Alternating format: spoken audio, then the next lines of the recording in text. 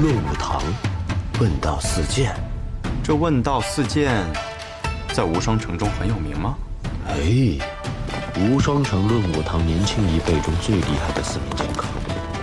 据说呀，论武堂的剑长老专门挑了4名年轻弟子，分别代表剑道当中的轻、重、急、缓，想通过观察他们这4名年轻人的成长，创一门可问剑道之巅的剑法。所以这4个人被称作问道四剑。原来如此，剑长老的大名我倒是听过，这问道四剑听起来也有几分意思。玉，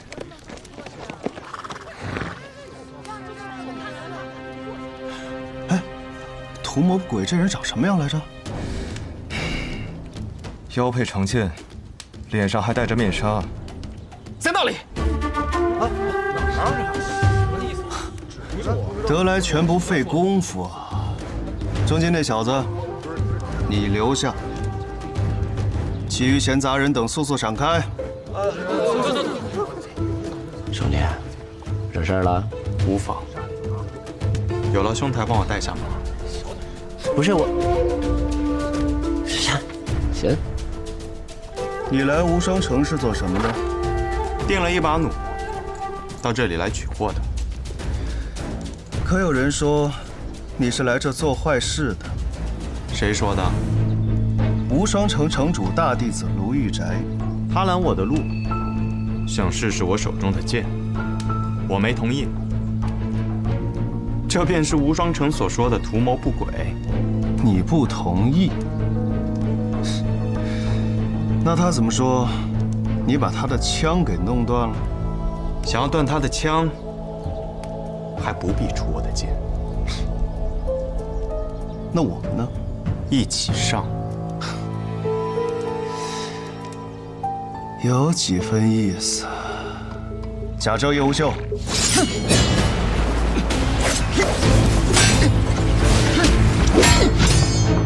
轻。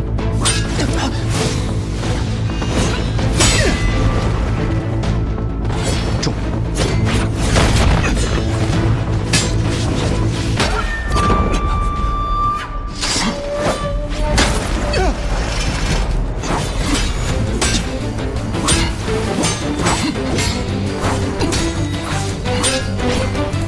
急。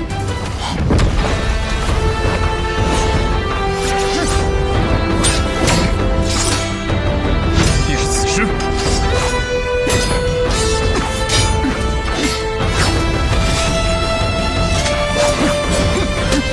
缓。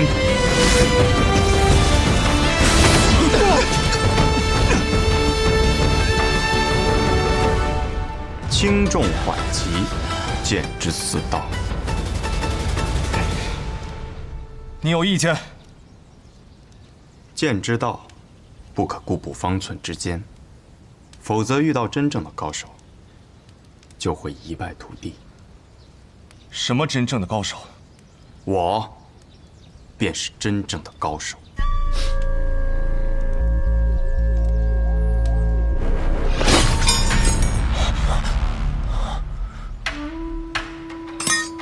你们的师傅让你们练这道剑法，不知是让你们问道，还是借你们的手问他自己的道。剑长老明知道我们练的这问道四剑，在真正的高手面前会被一击击溃，却仍让我们钻研此道，不是想我们成为高手，而是想借助看我们的对决来提升自己的剑道。胡言乱语什么？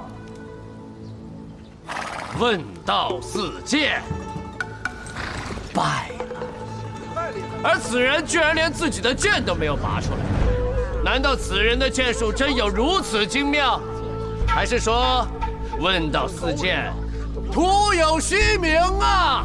啊！闭嘴！都给我闭嘴！方才是我轻敌了。江湖之上没有轻敌，因为你活下去的机会很难有第2次。他是什么时候用将剑夺走的？小心一点，别让剑划了。这柄剑还算锋锐，就这么轻轻一划，可能会把你的脑袋给划掉。还是没有遇到知道我拔剑之人。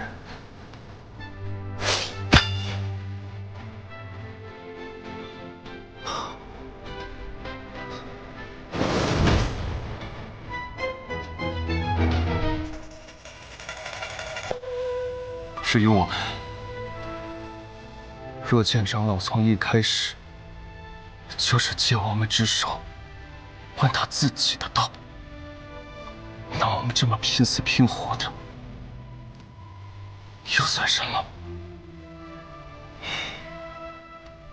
我们在刚才的对决中消耗不小，原地养精蓄锐也是无可指摘。别想城中之人，有人要闯城了，敲鼓。是。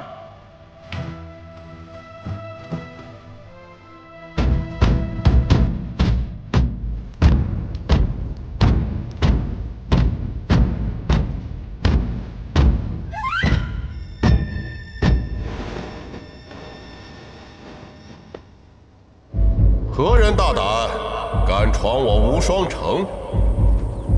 天下无剑城，少城主卓越安，问剑无双。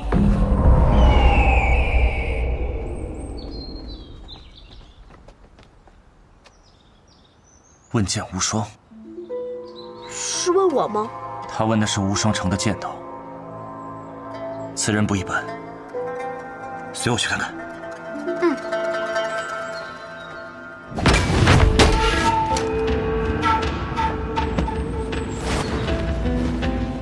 天下无剑城，哼，遥远而熟悉的名字。天下无剑城，少城主卓越安，问剑无双。堂堂无双城，连个应战的剑客都没有啊！无双城以后别叫无双城了吧，改名乌龟城吧！我们打个赌吧。公子好赌，赌个什么？赌这个无双城还有多久才会有人出来应战？好，那我便赌，我骂3句乌龟城，才有人来。乌龟城，乌龟城，乌龟。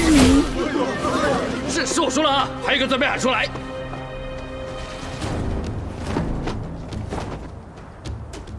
剑山月啊！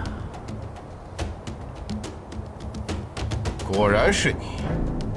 你能认出我来？虽然你戴着面纱，而且距离你我初次相见已经过去多年，但我依然知道，你就是那个孩子。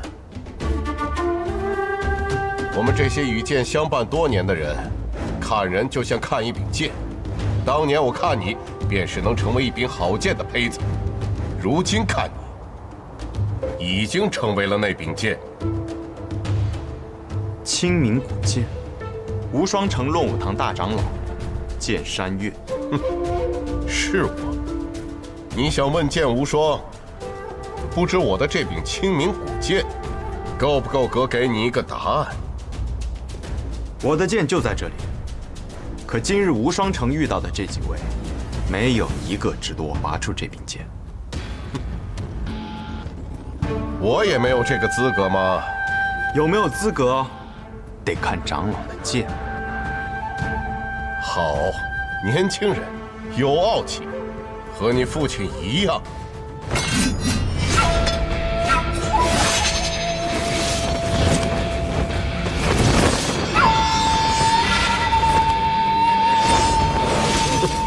想要空手压住我的剑气，未免也太瞧不起人了吧！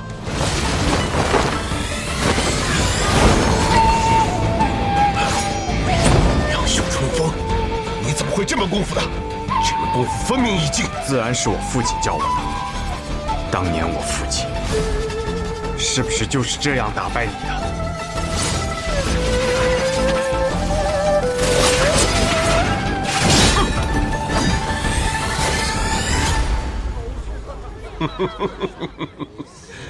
袖里藏锋，春风得意。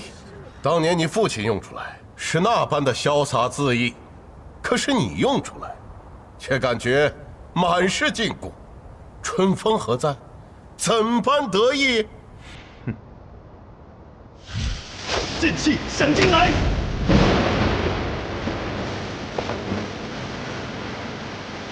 师傅，打雷了，马上要下雨了，我们回家拿把伞，顺便把被子也收了。拿什么伞？这是剑气。好强的一道剑气！这一道剑气小恶惊人，到底是谁？该不会是他？不会，他的剑气凛冽阴寒，没有如此嚣张的气。该不会是雷鸣的剑吧？管他是谁，只要和雪月城无关表。师傅，嘀咕什么呢？走。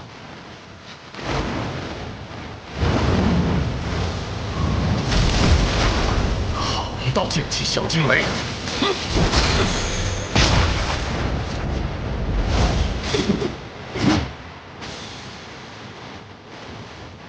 你想不拔剑胜我，那我便让你再也没有拔剑的机会。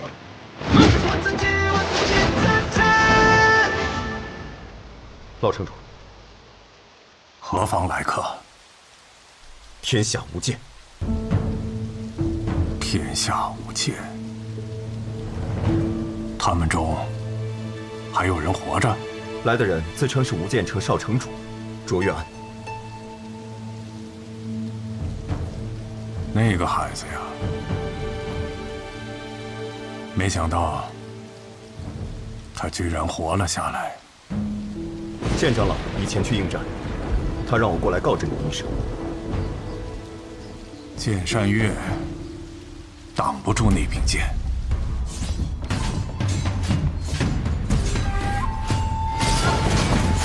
还好，不是跟雪月城有关的那几位。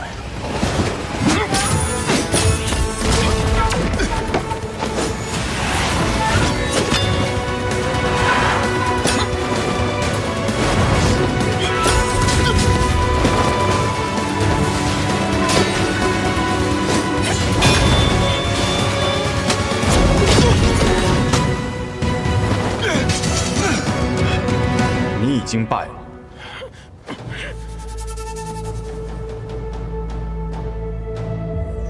即便是你父亲当年站在这里，也不敢和我这样说话。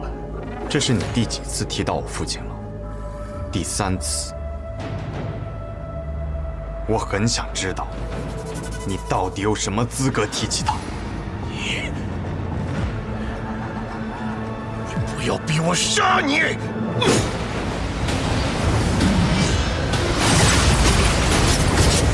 山岳剑法，今日终于幸得见了。山岳剑法，不见得对付得了这个卓越安呐。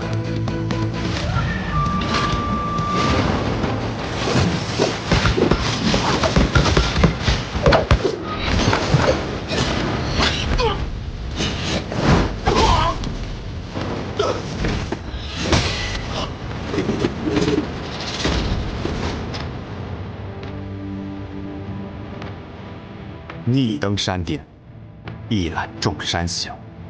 可众山之上仍有云天，你若止步，终有一日将我下山。死吧！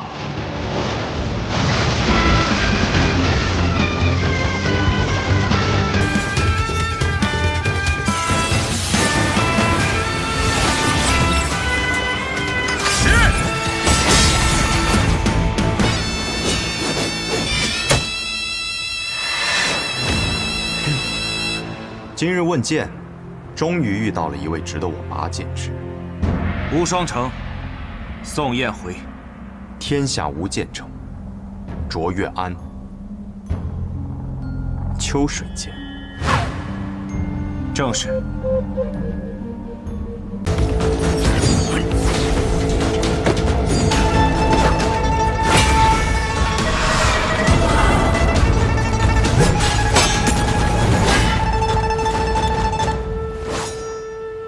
没想到你竟是这般无耻！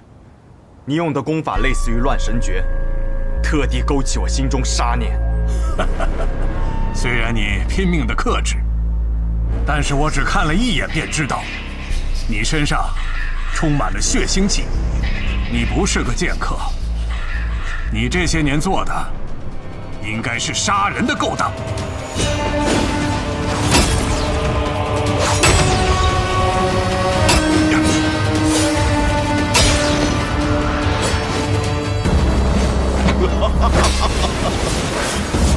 剑到风云处，笑看云起时。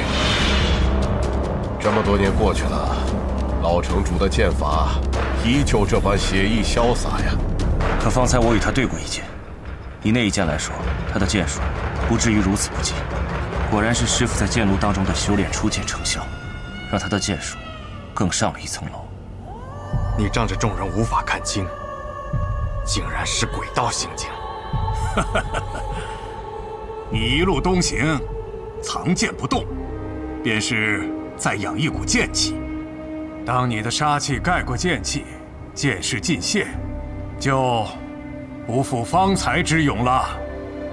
小人，道是你父亲寻找的东西，而我只求胜，只有胜者才有资格论道。道，确实是我父亲时常念叨的词。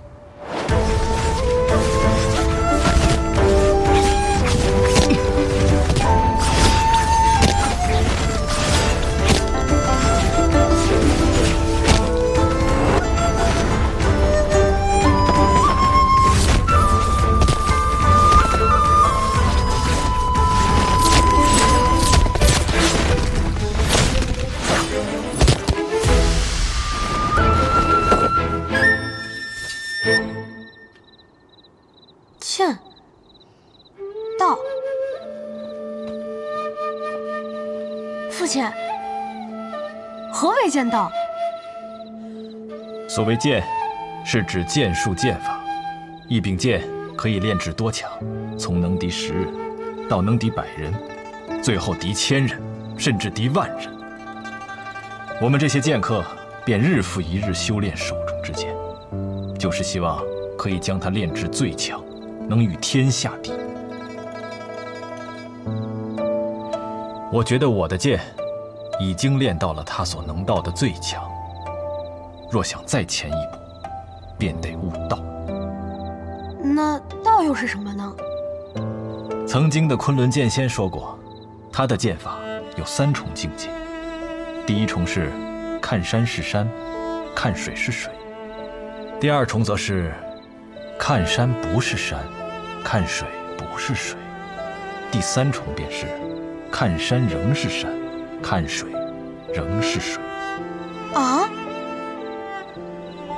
爹爹参悟许久，也无法明白其中含义。但爹爹认为，所谓道，便是一个拔剑的理由。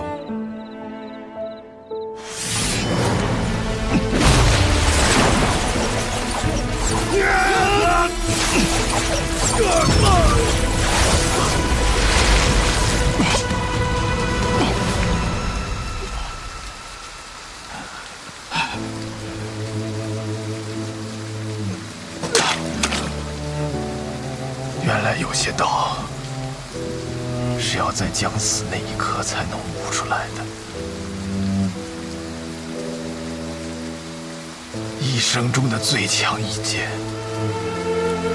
或许只有出1次的机会。可惜，无法再保护你了。我方才说过，无双城的人没有资格提起我父亲的名字，尤其是你，什么流水星云，破；什么宗师气象，破；什么天下无双，皆可破。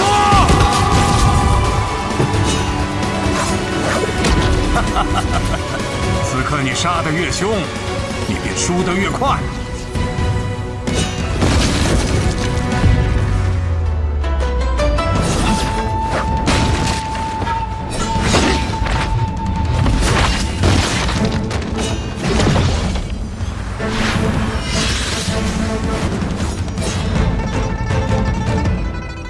败了。你想要我用杀人术，可我偏不用。今日，我便要剑胜过你。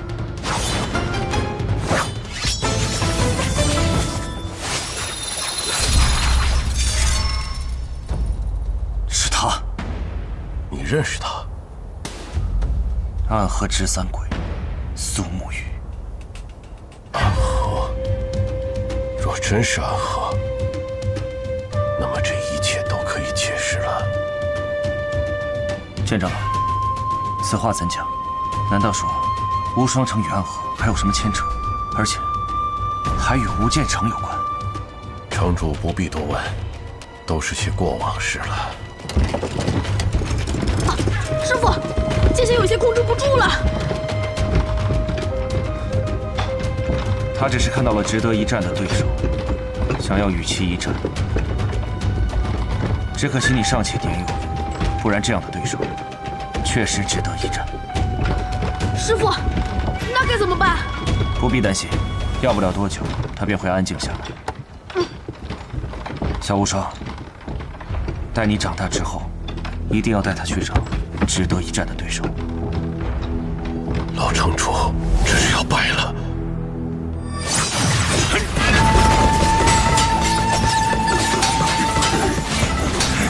他本就应该败了，只是这一败，晚了10几年罢了。若是当初败了，他还有机会东山再起；可今日败了，他便是真的败了。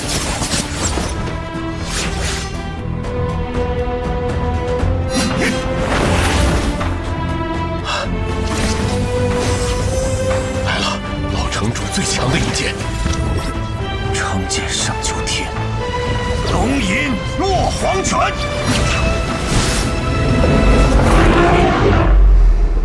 应是你落黄泉。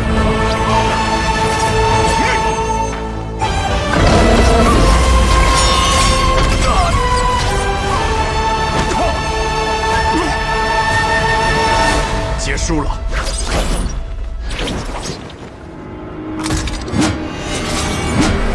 玉如意，好纯粹的剑气。师傅，这剑匣怎么自己还会动？方才并不是剑匣自己动的，是你自己在不经意间催动了无双剑匣。这2天，我只是教了小无双一些基础的内功心法。方才那玉如意是否改变了下方的战局？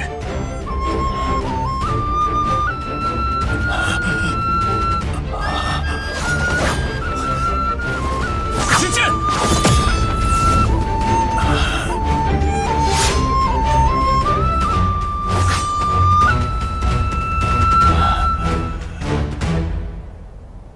我现在杀气已退，剑势不在。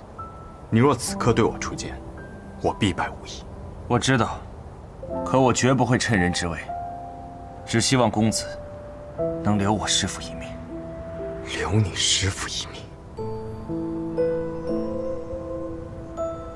可你师父当年杀尽我无剑城所有人的时候，可曾想过留他们一命？你说的没错，我师父当年的所作所为确实不可原谅。可是我作为他的徒弟，又怎么可能眼睁睁地看着我师父在我面前被杀死呢？希望公子可以理解。而且我师父此刻已筋脉尽断，现在未死，也全凭身上那口真气吊着，可他也活不了几日了。周公子，为何要出那最后一剑呢？一名剑客的死，并非肉体上的生死，而是剑心的存亡。刘云起的剑心已被我击溃，此生再也无法握剑。他已经死了。是。多谢周公子。其实我们见过。是的，当年共于魔教之时，我曾见过公子的剑法。可既然公子以卓越安之名前来，那你便是卓越安。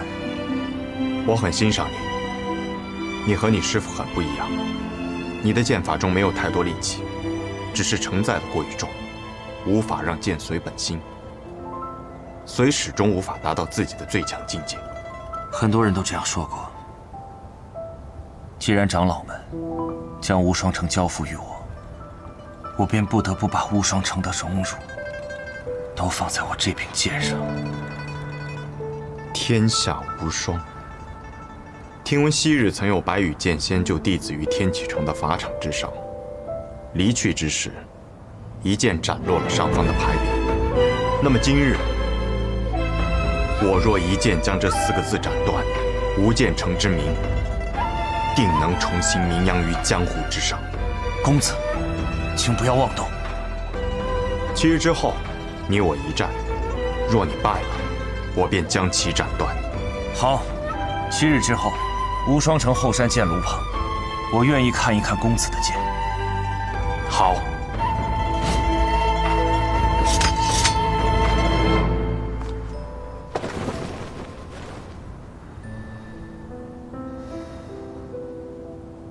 这小子换了个名字，行事作风就像变了一个人似的。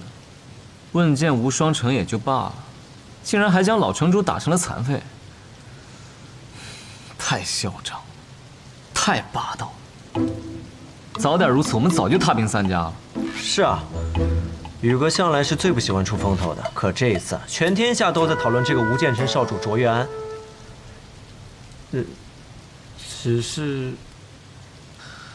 只是什么？只是宇哥在最后一刻使出的招式有点类似18剑阵。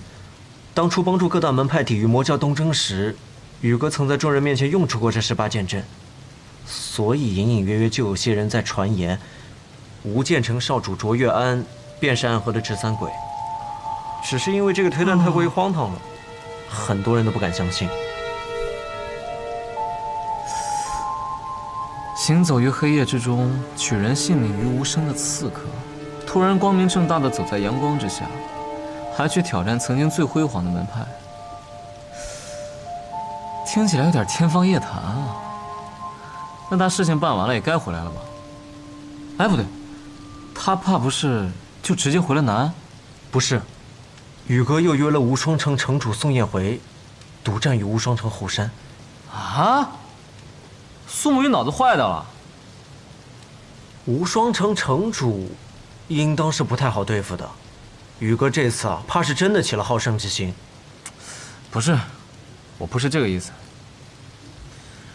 我的意思是说，宋彦回算个什么东西，值得他这么去留？当年攻玉魔教的时候，又不是没有见过他的功夫。要真的想以剑名震天下，那为何不直接去找雪月城教训一下那个臭丫头？啊？不过这样也好，过去的痛苦确实应该找一天斩断了，不然他一辈子心中都要记挂着那仇怨。而我也在等着这么一天。我早就知道他的身份了，但是他不知道无剑城覆灭的幕后黑手。不过看他此番行径，他应该是探查到了幕后黑手是无双城，无双城早就不配是天下无双了。不过刘云起败了，还没完。还有什么？苏沐雨和宋彦回约定好了，4日之后，无双城后山再战。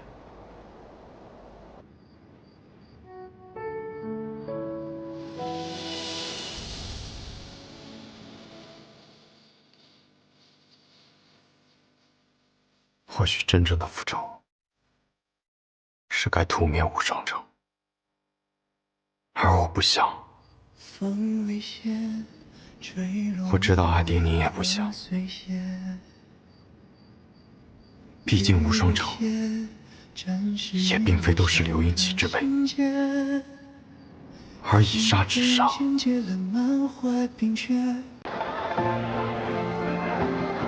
哇，今年3级女生这轮会已经相赴。哎，韶华啊，那边有唱戏的，走。哎，夏老板来了。这人谁呀？夏老板，你认识他？齐州药铺做生意的，谁不知道手艺要这么吓人？夏老板，如果有一天我能像夏老板那样威风，就太好了。夏老板你好。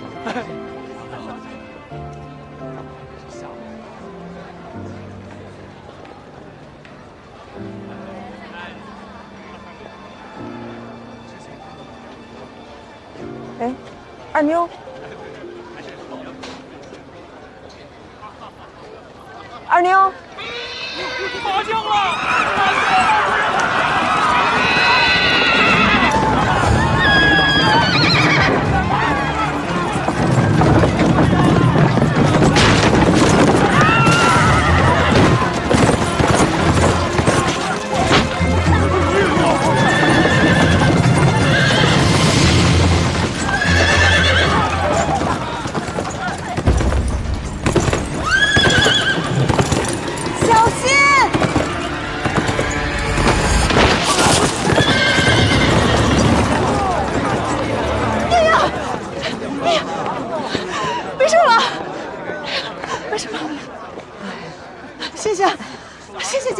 没事，谢谢。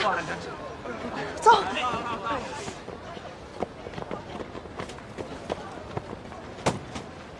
我帮你吧。谢谢。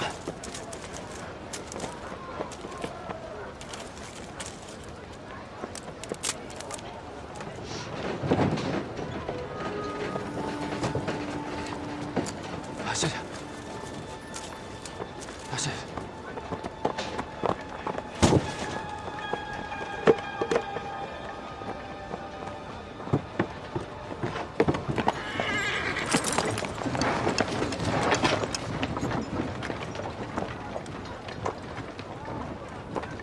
那我先付个定金，麻烦你把这个货送到同福货站。不行啊，兄弟，我们关东帮有个规矩，向来都是货前付全款。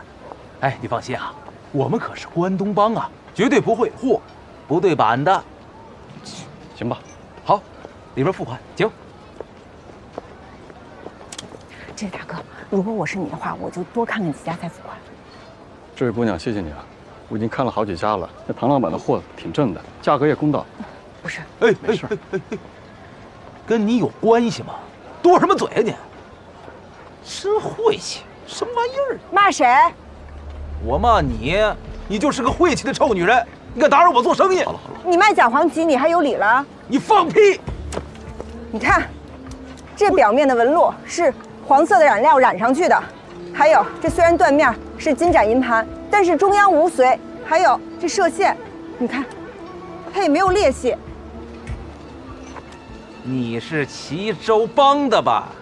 啊！大伙儿听着啊，我们关东帮从来不作假。对，齐州帮做生意做不过我们，那满嘴喷粪，血口喷人。我今天我非干死你不可！别！哎，唐老板，你卖的根本就不是黄芪，他卖的就是木须根儿。不可能，绝对不可能！这。我让你看，我这有人陷害我呀！这是栽赃陷害呀，兄弟！哎，大娘，我问您一下，有没有看到一个跟我个子差不多高的姑娘，穿着也是粗布衣裳的？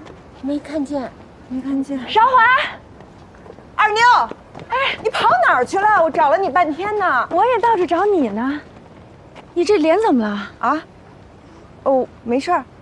啊，哎，给你，快吃，一会儿凉了，我特意给你留的。油饼儿啊？你哪来的钱买这么贵的吃食？哎呀，你就别问了，赶紧吃吧。你是不是有事儿？没有。一定有事儿，我过2天再告诉你。那我也有事儿，也过2天告诉你。啊，你也有事儿。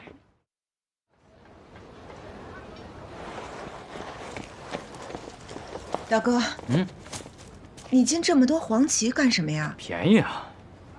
这到底怎么回事儿？啊，卖家着急回家，全部贱卖给我了，正好做完灵丹。那钱你都付了？啊，人家货都送到了，我能不给钱吗？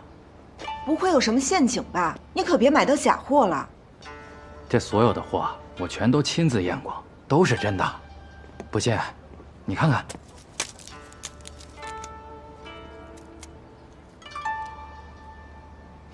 怎么样？没错吧？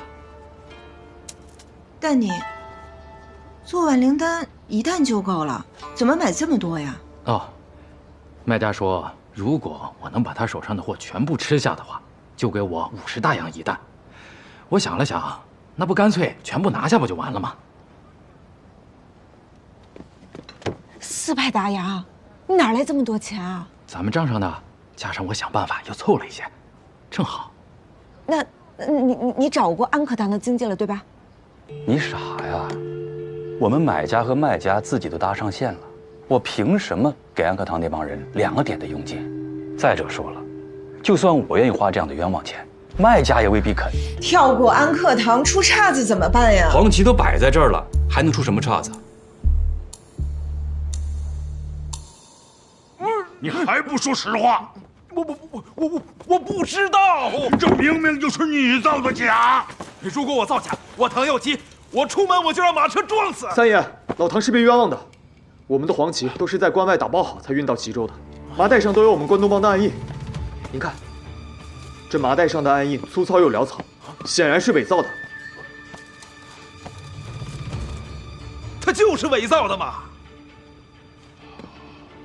难道有人把我们的黄旗调包了？齐州帮，齐州帮，唐耀吉，你就是只鸡！你们卖假货，现在所有的客商都怕了你们了，不跟你们做生意，这碍我们什么事儿？放你的狗屁一大街！就你们干那点破事儿，你以为我不知道呢？来呀，毛儿，给我上！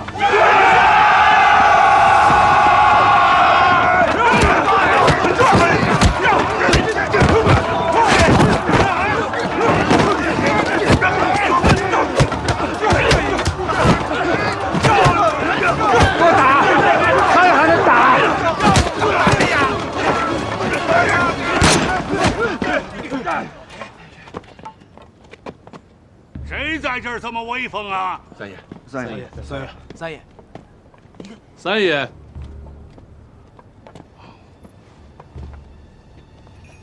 是夏老板呐。既然夏老板亲自上场，那我就陪着夏老板，把这以前的账都了了吧。看来三爷对我夏某是有所误会啊。哼，难道不是你啊？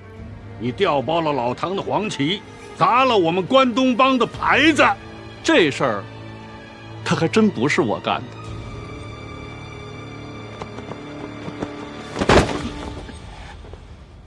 被谁抓走了？好像是齐州帮的人。因为什么？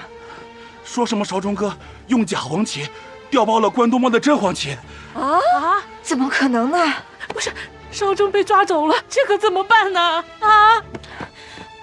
关东帮卖假黄旗这事儿，三爷您认定是我们齐州帮捣的鬼，所以呢，我就派人放出话去，说我要高价收黄旗。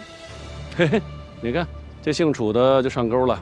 今天交货的时候，人赃俱获。夏老板，那黄旗真是我花400大洋买的。对呀，他死不承认。我觉得呢，这事儿还有很多疑点。但不管怎么说，关东帮的牌子还有您杨三爷的名声算是保住了。今儿这货完璧归赵，人您随便处置。王小哥，你看见我哥了吗？你哥他被绑在药王庙太监了，你快去看看吧。啊！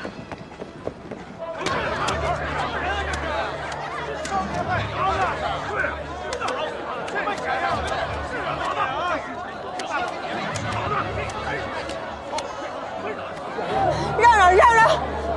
不要扔了！不要扔了！别扔了！别扔了！少华，大哥，快救我！什么情况？现在？关东帮的杨三爷说要把我绑在这儿示众3天，然后私刑处死。什么？快想办法去为我作证，我真的没有调包他们的黄旗。我要知道那黄旗是贼赃的话，打死我也不敢买啊！大哥，我一定会救你的。三爷不想见你，你请回吧。我只是想替我大哥说几句话。还有什么好说的？你哥炮制假药，伤天害理，就是死罪。不是，那黄旗家家都有，凭什么说我大哥手上黄旗就是你们关东帮的？难不成你们关东帮的黄旗上面都刻上字儿了？黄旗上面虽然没有刻字，但是那麻袋上面有我们关东帮的暗印。闪开！那黄旗到底谁卖给你的？就是个西北来的姓黄的一个老板，他住那个云来客栈。西北来的黄老板，早走了。他什么时候走的？走了好几天了。那8担黄旗谁运来的呢？他找车夫运来的呀。哪儿的车夫长什么样？他嘴角有颗痣，胸口有个达子。池春堂。对，一共8担黄旗。哦，对，有这回事儿。哦，那是谁雇的你？是一个姓黄的老板。他人呢？这我就不知道了。那天送完货结完账之后，我就再也没见过他。那个黄旗是从哪儿运到池春堂的呀？那可远了，就从这儿往南50里有个马柳村，村东头有户人家，就那儿。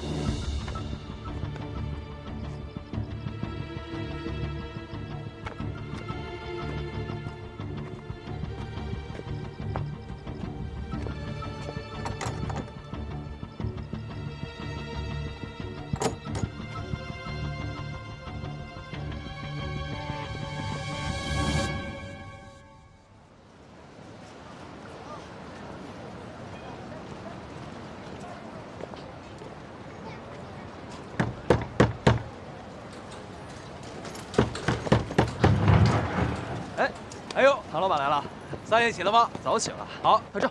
杨三爷，不能进。杨三爷，调包你们关东帮黄旗的人绝对不是楚朝忠。哪来的野丫头，敢在我面前放肆，轰出去！哎呀，走。都说杨三爷既能明察秋毫，又能明辨是非，没想到你也会被人蒙骗。等等，你是谁？我是楚朝忠的妹妹，楚朝华。哼，我认识你。三爷，就是这个臭女人，说我卖假黄旗，还打人。谢谢唐老板认出了我。不客气。如果楚朝忠真的调包了黄旗，那我作为他的妹妹，难道不应该闷声发大财吗？我揭穿了唐老板的黄旗是假的，这不反而让你们警醒吗？兴许你根本就不知道是你哥干的，要是一时多嘴，不就坏了你哥的好事了吗？有道理，但是我查找到了制作假黄旗的地方。你是怎么找到的？虽然卖我哥黄旗的那个西北老板已经不知所踪了，但是我通过通达车行的车夫大柱，找到了一个50里外的马柳村，那有一个院子，租那个院子的人已经离开了，但是院子里面还留了一些木须根、染料，还有一些工具，这些都可以证明那个院子就是制作假黄旗的地方。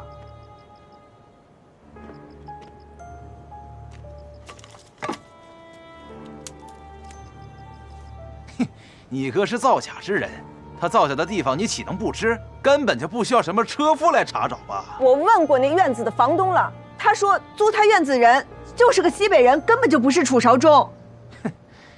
那要是你哥雇了一个西北人去租下那个小院子呢？好，那请问，这个又怎么解释？你这什么意思？这个是我在小院找到的，是装假黄旗的麻袋。都说你们关东帮的麻袋上是有暗印的，这个麻袋上它也有暗印，猛地一看和你们的暗印如出一辙，但仔细一看就能看出端倪来了。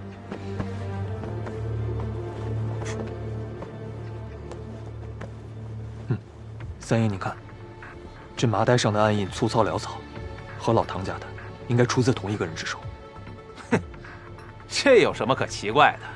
你哥既然要制假调包，那暗印肯定是要伪造的。我哥既然要伪造暗印，那他首先要知道关东帮的麻袋上是有暗印的。那他出售真黄旗的时候，为什么不换掉麻袋呢？那谁知道啊？杨三爷，我哥的确是收了贼赃，但他是无心之过。但是您若认定他就是调包药材的那个人，那您就是放过了真凶。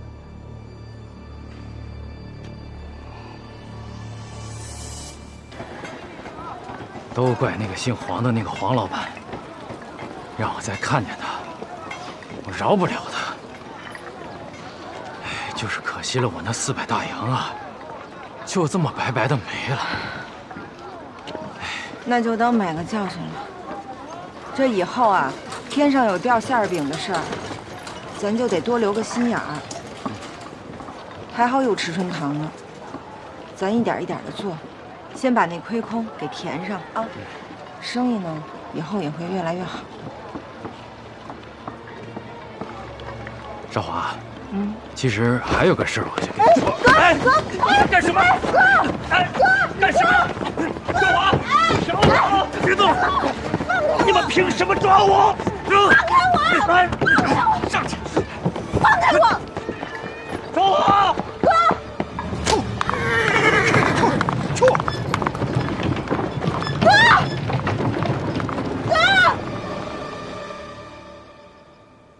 你不是说关东帮答应放人的吗？抓他的是放印子钱呢。他怎么又惹上放印子钱的了？大哥，买那些黄旗花了400大洋，其中的360大洋都是借的印子钱。账期半月，利息5厘，半个月的账期已经超过3天了。按照他们的规矩，超过3天就要砍掉1只手。但是你们先别急，我好说歹说的，他们说可以缓3天，不过超过3天以后，必须要连本带利加上罚期，一共390大洋，必须给他们送过去，不然还是会砍掉大哥的1只手和1只脚。那还活得了吗？390大洋。现在家里最值钱的就那几亩地，还有这个院子了。我已经去找了牙行，另外4亲8邻的我也都开了口了，这里外里应该能凑出个100多个大洋。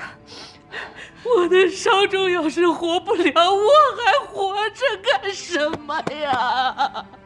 哎呀，娘，你快把攒的那些钱都拿出来！我哪还有钱呢？不是，那你还有些首饰呢？这都不值钱，你看看。不是，你就别再逼娘了。她要真的有钱，也都贴在这家里面了。那你呢？你就没有私房钱呢？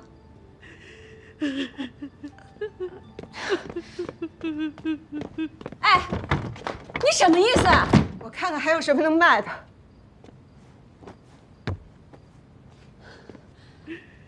要卖就卖迟春堂。什么？之前我听你哥说了，有人愿意出200个大洋买咱们迟春堂的招牌。迟春堂不能卖，不卖你哥就回不来了。那是我们楚家祖传3代的招牌，我看你们谁敢卖！人都没了，留的招牌有什么用？卖！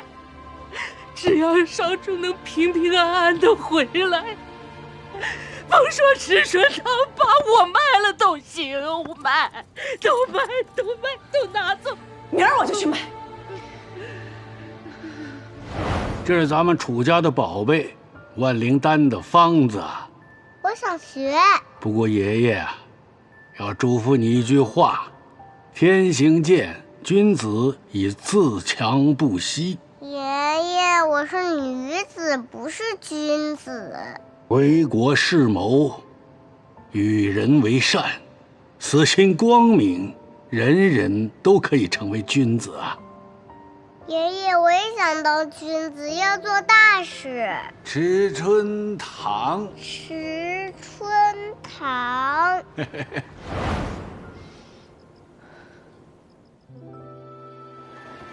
王叔，谢谢您，这钱我一定会尽快还你。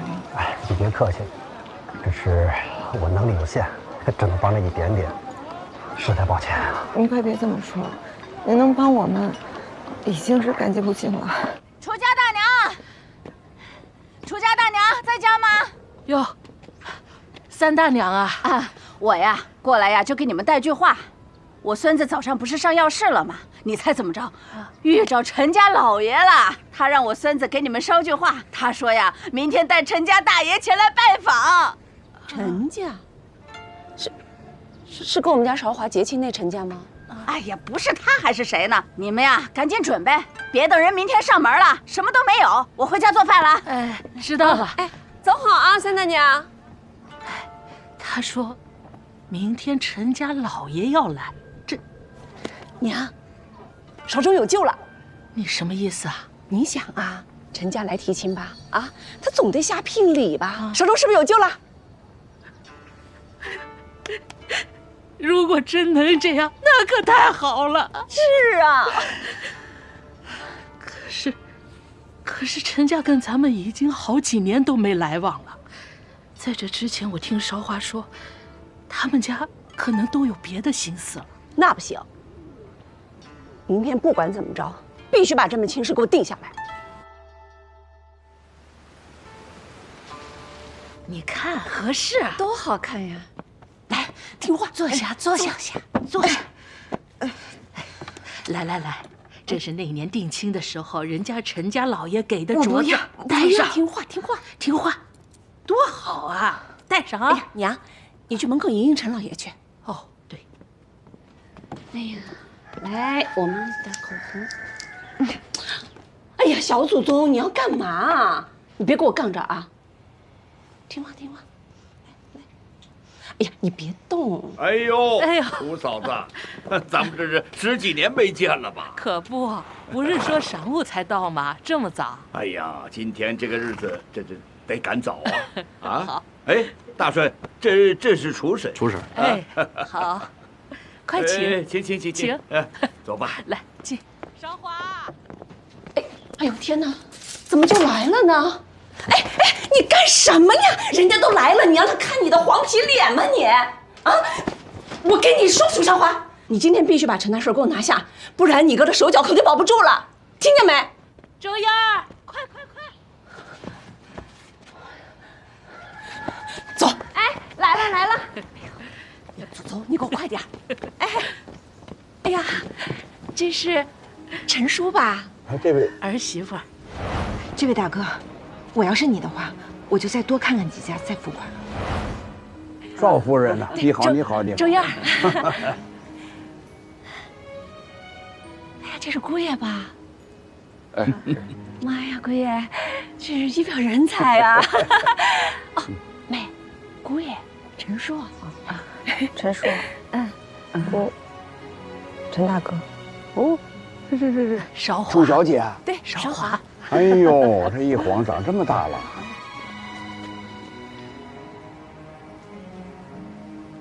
哎，我来，给我，屋里坐吧，陈叔。姑爷。好。请，陈叔，请。好。娘。哦。快点，妹，快点。坐，陈叔，坐啊，姑爷。来，坐。哎呀，嫂子，本来早就应该来拜见您的，这几年生意太忙了，我和大顺呐，一直这也脱不开身，这一年的，就耽误到今天。没事儿，陈叔，好事不在忙上。嫂子，今天来呀，就是为了大顺，还有楚小姐的事儿。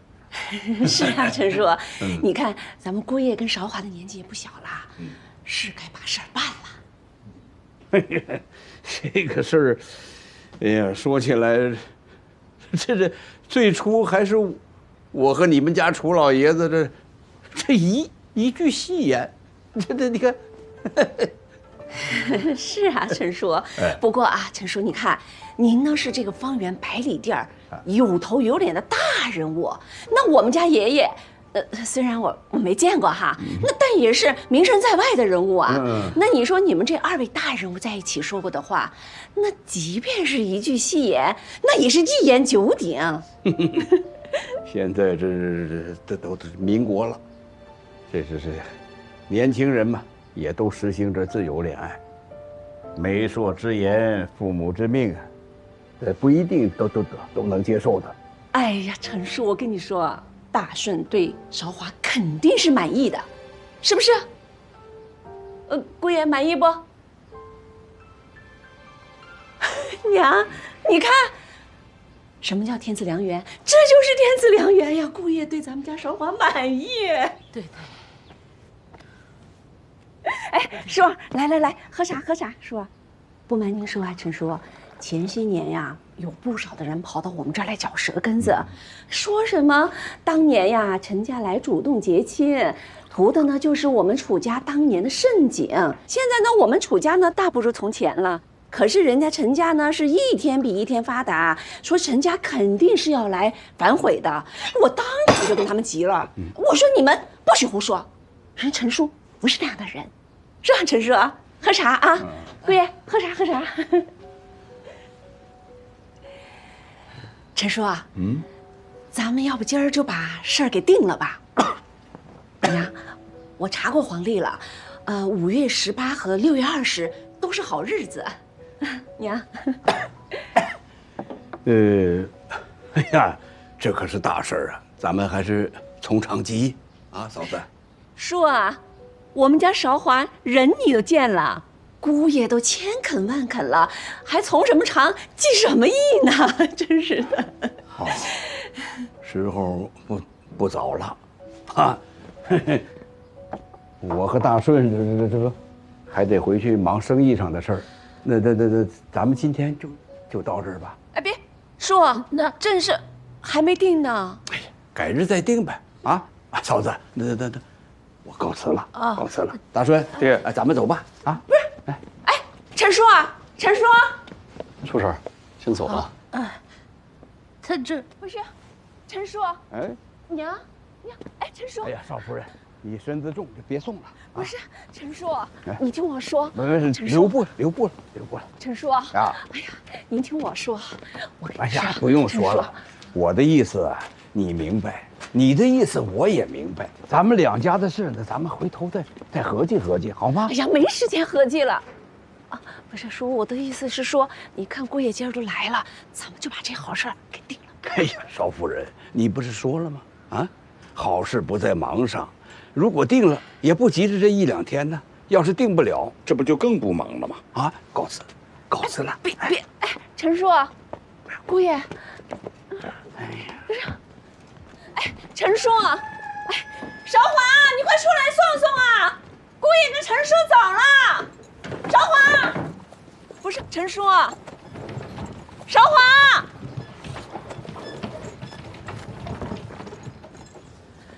楚韶华，你给我出来！楚韶华，呀，到底怎么说呀？哎呀，陈家不结亲了，不要你闺女了，少主也没救了。楚韶华，我的少主该咋办呀？你给我出来！楚韶华，人家都上门了，你把自己关起来，什么意思啊？啊，也不出来招呼招呼，你是存心想把这门亲事给弄黄是吗？啊，我不想嫁给他陈大顺。你不嫁，你哥就得死啊！人家也没想娶我。哎呦，哎，行，你就算是不为你哥，你为你自己着想行不行？楚韶华，我告诉你，就凭你的长相。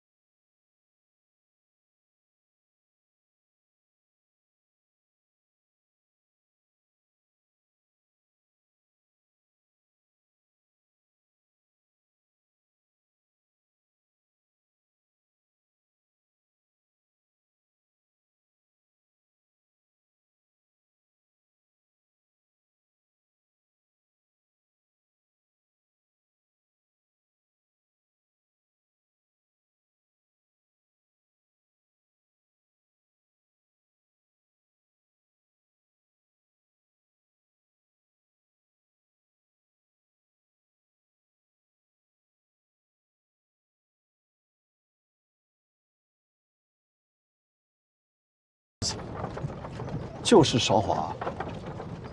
你确定吗？他的样子我记得可清楚了。哎，回头再送一些谢礼去吧。爹，那我和韶华的婚事呢？继续拖呗，能拖个1年半载的，他们一定会追我们来退婚的。我觉得韶华挺好。我没说韶华不好，就算韶华有几分可取之处，但是她娘家什么样，你不都亲眼看到了吗？你要是跟她成婚，将来必定麻烦不断，不如快刀斩乱麻，免得将来被拖累。哎，哎，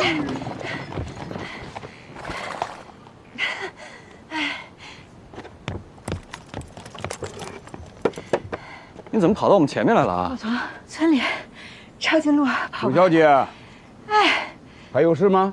陈叔，我是来把这个还给您的。咱俩家的亲事，从此作罢呗。不是，这都定好的亲事，怎么就说作罢就作罢呢？嗨，楚小姐，你可想好了？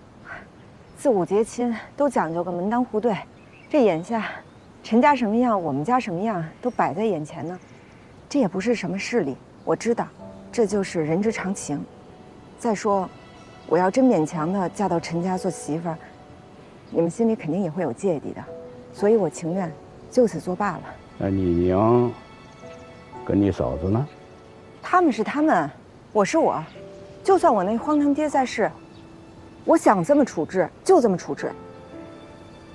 爹，我就说嘛，韶华比他们娘家人义气多了。行啊，既然你都想好了，那我就成全你吧。啊？